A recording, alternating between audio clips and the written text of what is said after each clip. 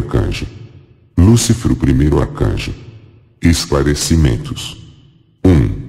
Lúcifer é produto da teologia cristã. Foi associado aos diabos Satã, ao conceito de demônio dos gregos e ao princípio do dualismo bem e mal do zoroastrismo, entre outras tradições.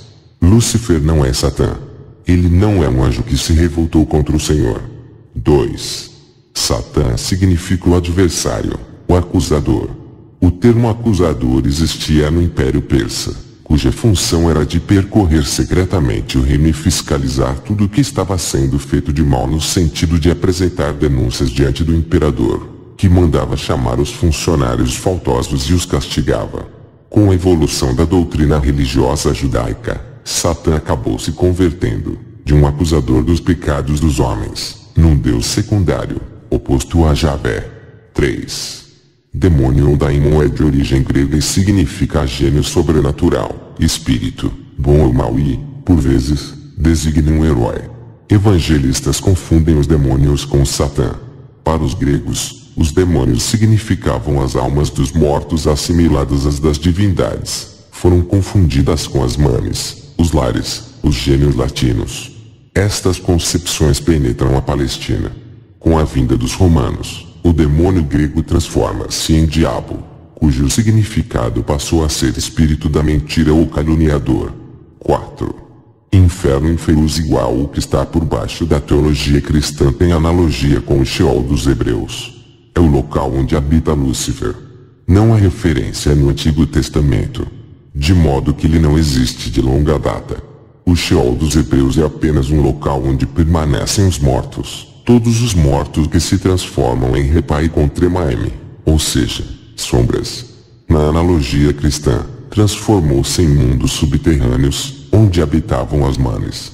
Do latim, luxfer, igual que traz luz, que dá claridade, luminoso. Como caíste dos céus, estrela filha da manhã, filha da aurora. Foste atirado na terra como vencedora das nações. O seu nome em hebraico significa estrela da manhã, ou estrela da alvorada, ou luz da alvorada, estando todas estas expressões associadas ao planeta Vênus, que antes da alvorada, aparece como a primeira fonte de luz do dia que está para nascer. Lúcifer é também o mais belo, sábio e poderoso ser criado por Deus, um anjo, um querubim, caído, cujo exílio do reino de Deus se deveu à sua tentativa de usurpar o trono do seu pai e ser igual a Deus. Lúcifer foi feito a partir do fogo no primeiro dia da criação. É possuidor de 12 asas brancas de invulgar envergadura e é o primeiro filho de Deus. Sobre Lúcifer, fala o livro de Isaías: como caíste desde o céu, ó estrela da manhã, filha da alva. Eu subirei ao céu, acima das estrelas de Deus exaltarei o meu trono, e no monte da congregação me assentarei, aos lados do norte. Subirei sobre as alturas das nuvens, e serei semelhante ao Altíssimo.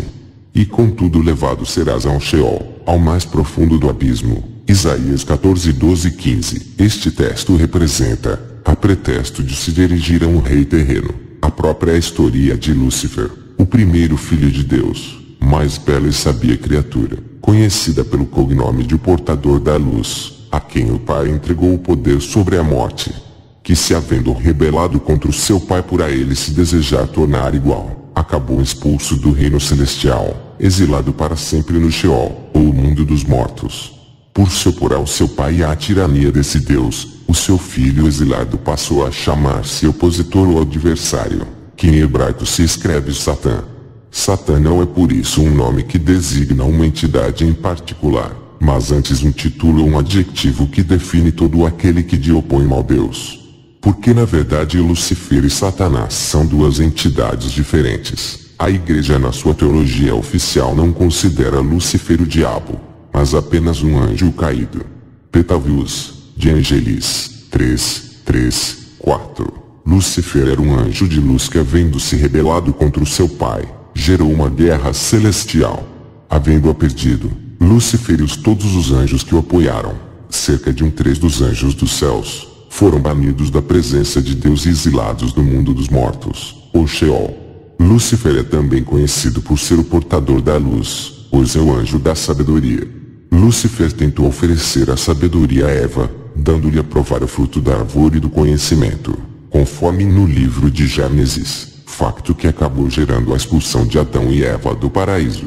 Algumas tradições místicas hebraicas afirmam que Caim é filho de Lúcifer e não de Adão, facto pelo qual Deus desgostava dele e o rejeitou, conduzindo-o ao homicídio de Abel. Afirmam também certas tradições místicas que foi contra Lúcifer que Jacob lutou, pois Lúcifer era o anjo guardião de Caim e confrontou Jacob, desejando vingar-se do seu protegido. Lúcifer pode facultar sabedoria sobre todos os mais profundos segredos místicos e do oculto. Lúcifer é também pai de Mamon, sendo que Lilith é a sua imperatriz. Certa vez as estrelas fizeram uma pergunta à estrela cadente.